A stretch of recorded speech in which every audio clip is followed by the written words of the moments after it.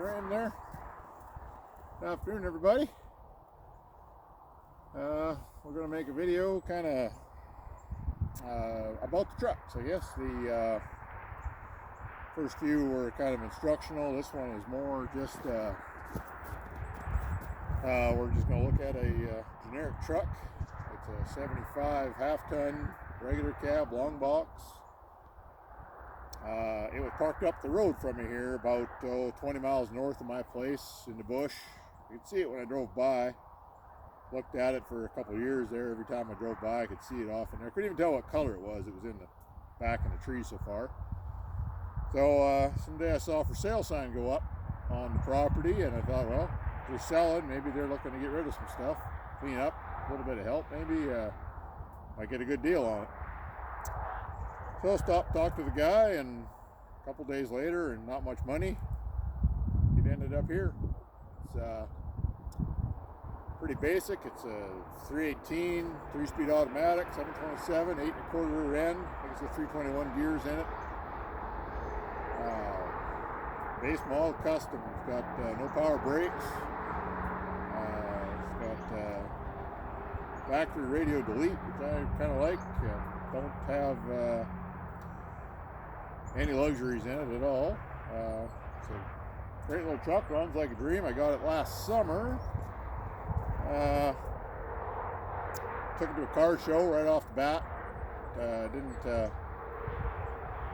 Didn't do much to it. I had to put a motor in it. It had a 318 originally, but somebody had left the oil filter cap off, and the mice moved into the motor. I didn't think they'd move right into the motor, but she was full from the bottom of the pan all the way to the top of the camshaft. She was just right full of, well, everything mice like, I guess. So they tried to get her unstuck, and it didn't work. Pulled her apart and found the mouse house, and I kind of gave up on it. I found a year correct 75 318 to put in it. It runs good, Chinese strong. I didn't do much to it. This was before I thought about the YouTube channel, so I didn't get any video or anything. There's a few pictures of it floating around on my group page. But we're going to maybe do some build videos on it. It's kind of a project. I don't think I want to do too much to the body.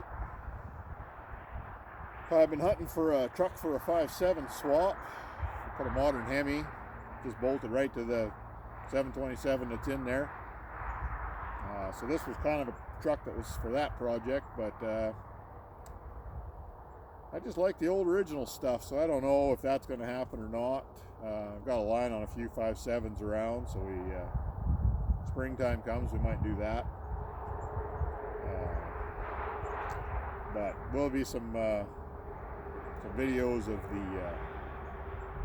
the build once we get a little better setup with some cameras and some editing equipment and stuff, where we can do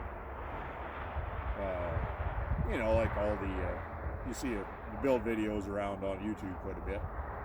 So we'll do something like that with this one. I've got a few other projects, but we thought we'd kind of feature this one here to start with.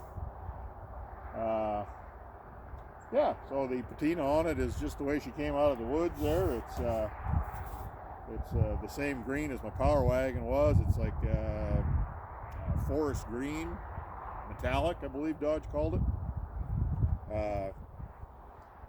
The original color is still in the door frames and everything, so I could paint it if I decided, but kind of started down that road, but we gave up and put everything back to kind of the way it was. I had taken the box off to do some fuel tank work. The float had a pinhole in it, sank, so the gauge was functioning, but the float was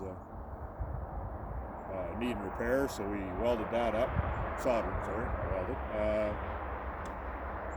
Yeah, we did a little bit of work to it with the motor, and basically kind of cleaned her out. I again wish I had done some video of that, but we don't worry about that too much. We'll get some more video of it when we get working on it.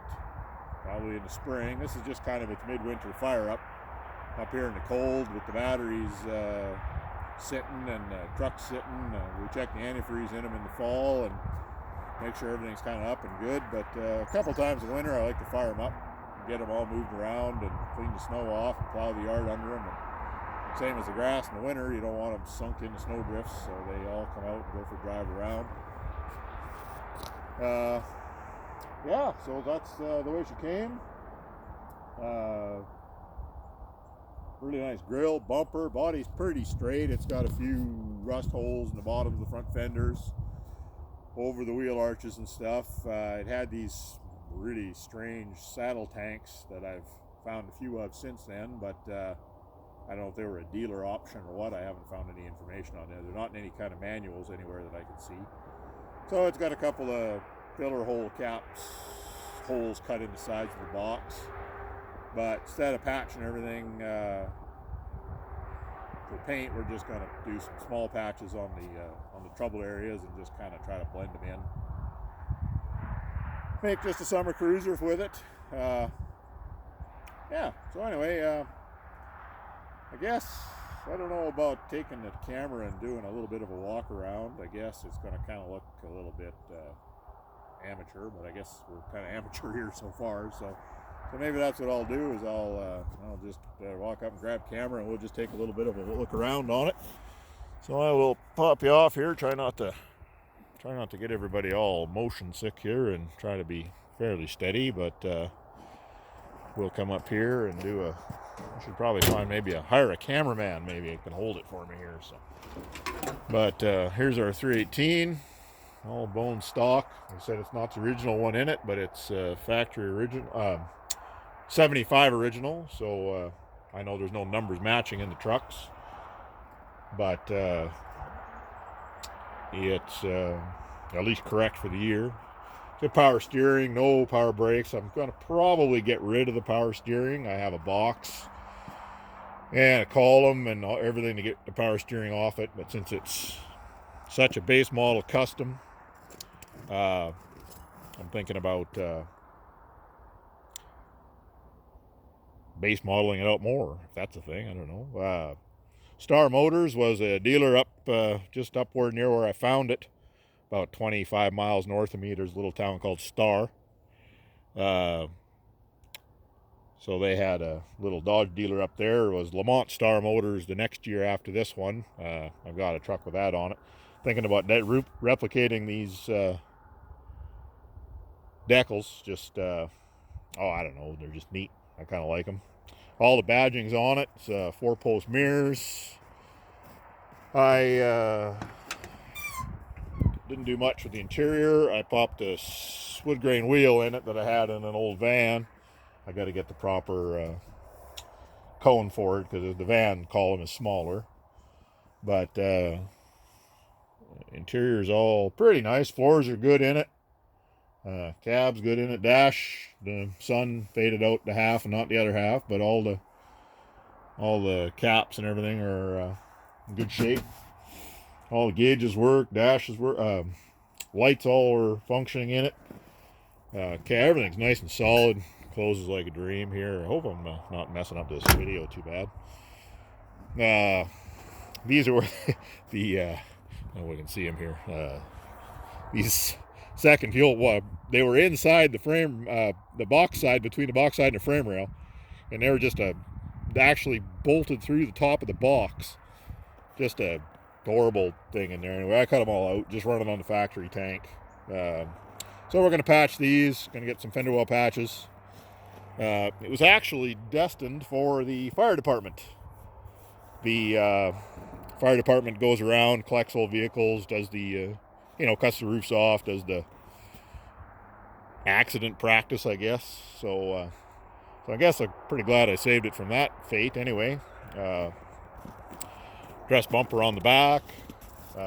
Didn't have a tailgate. That's a tailgate I had there. I just tossed on it to keep the box sides from rattling and coming loose down the side. The custom emblems are all in it. The wheels I had looking for a home, sitting in the corner, so I had to throw them on there. Nice set of Western turbines, 4 of them, Pirelli.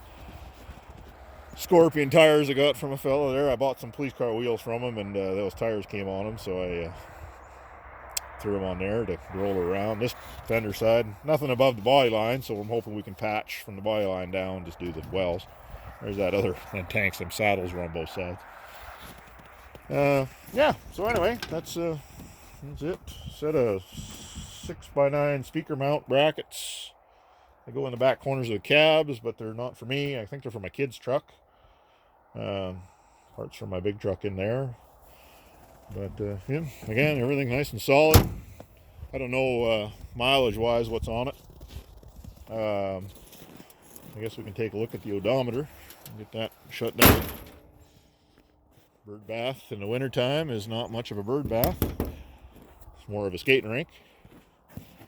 We'll have a peek at the odometer here. Just took a shot at her. We are 100 mile an hour speedometer in it. No kilometers yet. And it says 05978. So I'm guessing that's, I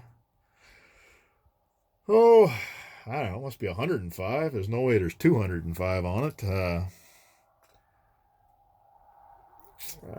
So yeah. And of course, I had to put my chrome pedals in it because I just love the chrome pedals, even though it's a SE touch, and all my trucks get them. Got myself a tin grill Dodge Trucks decal for the back window, and ready to go. So anyway, that's all she wrote. Sorry about the video quality of the roaming around there, like a. Get her put back there on her mount.